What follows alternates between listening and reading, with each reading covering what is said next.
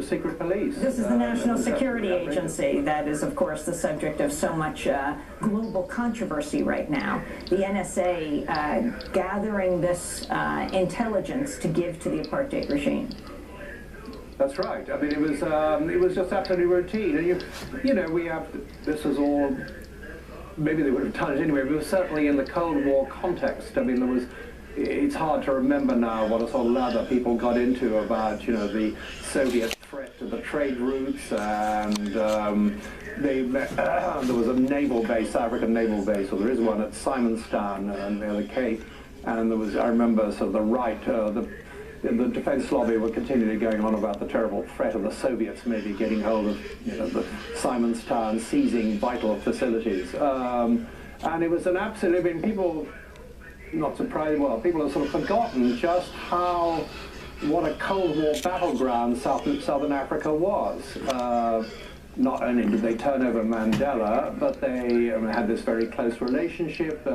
U.S. military intelligence cooperated very closely with South African military intelligence, giving them information about what was going on, what they were collecting in the rest of Southern Africa. And in fact, you know, the two countries, the CIA and the South Africans, collaborated on, you know, assisting the UNITA in the horrible civil war in Angola that went on for years and years, with thousands of people dying. So, you know, this wasn't just a flash in the pan, the tipple that led to the, you know, the coordination on the arrest of Mandela. It was absolutely a very deep, very thorough relationship that went on for decades.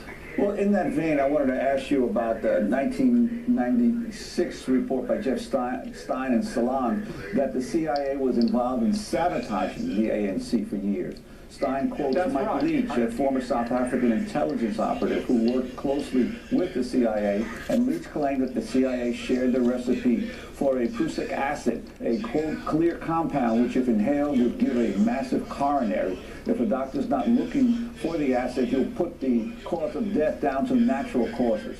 Another trick, Stein writes, was to, quote, launder anti-apartheid t-shirts in a fiberglass solution and hand them out to demonstrators who would soon be convulsed in uncontrollable itching.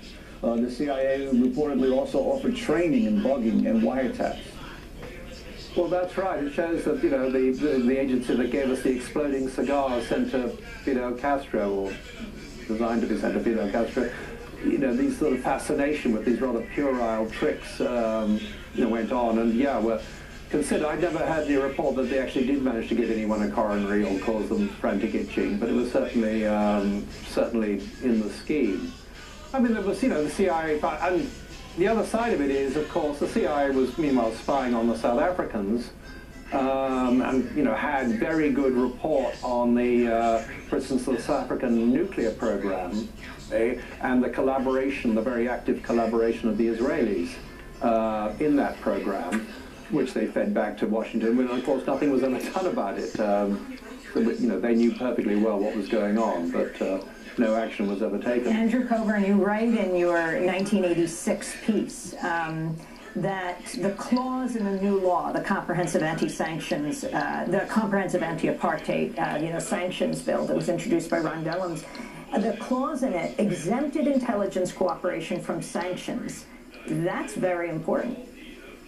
That's right. I mean, that was slipped in, well, not slipped, I don't know, inserted, obviously, in the legislation by the intelligence people here, even though they may have regretted the whole imposition of sanctions anyway. They made sure that their unholy relationship was ongoing. And this, you know, 1986, and as I said, we know we saw the fruits of it ongoing, you know, through the rest of that decade with the war in Angola. I mean, it was a huge operation that people have completely forgotten about. Andrew, we have to wrap up, but the Philadelphia journalist and professor Lynn Washington wrote a piece this week, Obama failed to deliver long overdue apology to Mandela. Your thoughts as we wrap?